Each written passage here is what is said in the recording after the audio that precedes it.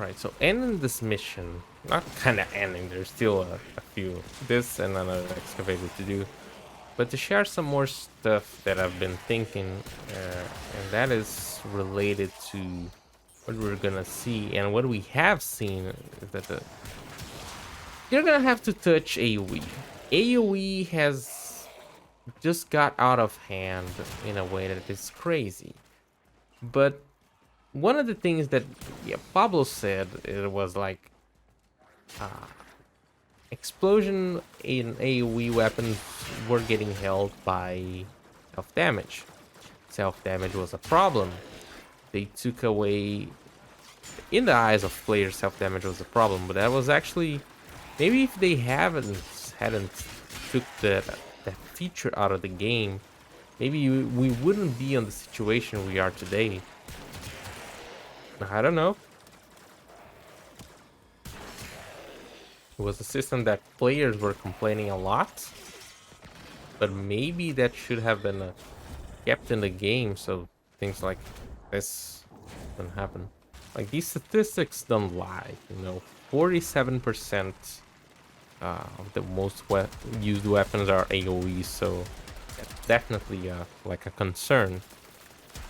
And yeah, last thing about the changes to Warframes, to the starter frame, I think those are gonna be good. Not Megan, Rebecca actually asked, like, should I like remove the subsume and get my flash dash back in? And Pablo said you should consider that. It's gonna pack a punch. That is actually pretty funny, and just to see how they know, like, what people do and what do not do. At least Rebecca knows. It's crazy to think, and now seeing that they're gonna touch those frames, it's interesting. I think it's gonna be something good, but they should also start thinking about the next frame that they should do that. And I really mean Nyx, Loki, and not potentially, and Frost. They could really use some DLC, you know, some changes to their abilities, maybe to their stats and stuff like that. I think that could be something very good for these old frames, because they really don't.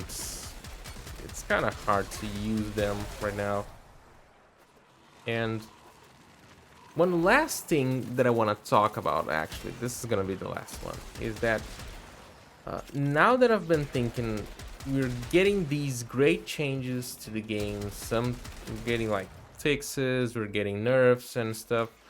But I think, to be honest, all of those to me seem like some very fair and decent stuff to be adding to the game. And the question is now, what does the game needs? And after all of these upcoming changes, I think that what this game really needs is more mission types, more gameplay types.